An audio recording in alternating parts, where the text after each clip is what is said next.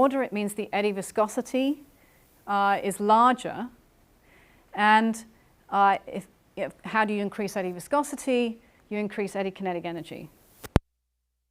So we looked at the mean kinetic energy across the current using mapped sea surface height from a VISO. And what you see is that the mean kinetic energy, of course, peaks in the center of the jet. So this is the total in blue, the mean in red, and the eddy kinetic energy in yellow. And below is the trends.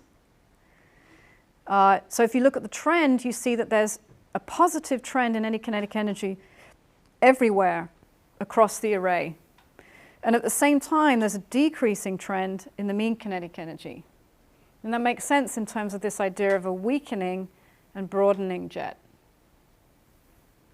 And the other way you could think about this is if there was a trend, given that the meanders are the largest proportion of the variance in the jet and of the eddy kinetic energy, if there's a trend in the number of meanders over time, so in other words, if the number of meanders is increasing over time, which we find it is over these 20 years, then that would also translate to a broadening of the jet. So it's just another way of thinking about how the boundary layer is broadening over time and what's causing that.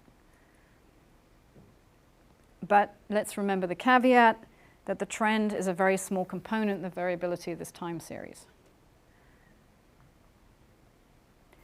So in the Agulhas current, we don't find the intensifying. Instead, we find a broadening due to increasing eddy kinetic energy over time. So in other words, it's not the mean flow that's increasing in energy, it's the eddying flow that's increasing in energy.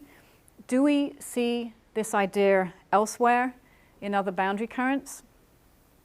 So in the Kuroshio, there's some work that's also looked at sea level variance and sea level trend.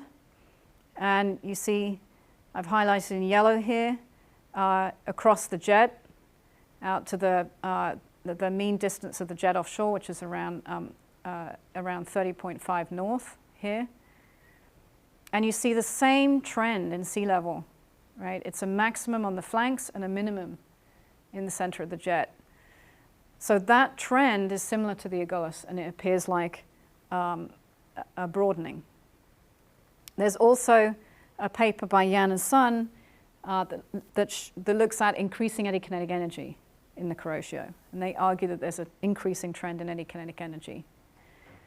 In the East Australia current, they also find this is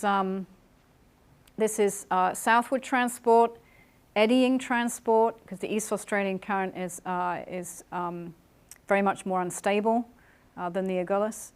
And this is the percent of the eddying transport. And you can see that the transport in the eddies has increased significantly since about 2000. And there's also a paper by recent paper by Sloyan and O'Kane where they relate the eddy kinetic energy at the western boundary with changes in wind stress curl over that region of the ocean. So to conclude, it's important to capture the whole western boundary current jet at all time steps.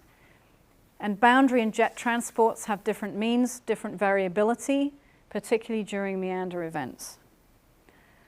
So the way you calculate transport matters. The 3-year mean Agulhas jet transport is 84 sphere drops plus or minus 11 at 34 south. And this equates to the sphere drop transport plus the Indonesian through flow plus the overturning, which is about another 25 sphere drops.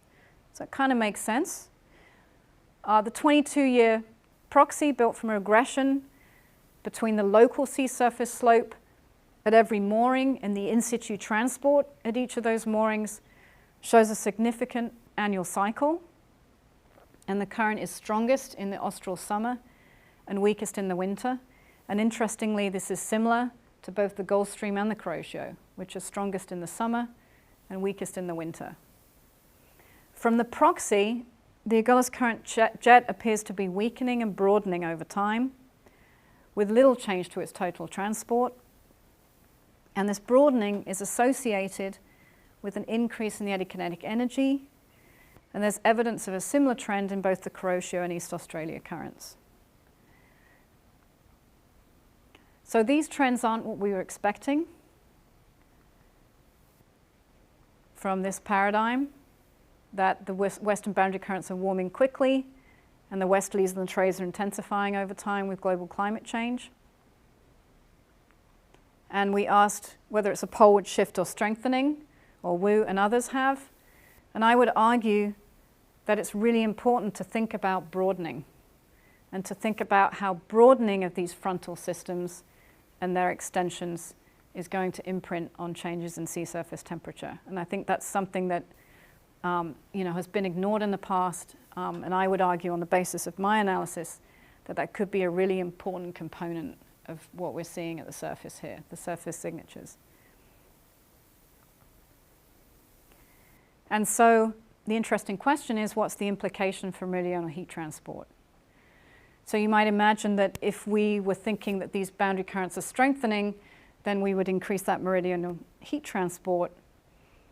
If we think that the boundary currents are broadening instead, then we might think about how there's more heat transport potentially from the coastal regions to the offshore regions as these boundary currents, as the front, if you like, becomes more porous, right, and more eddying.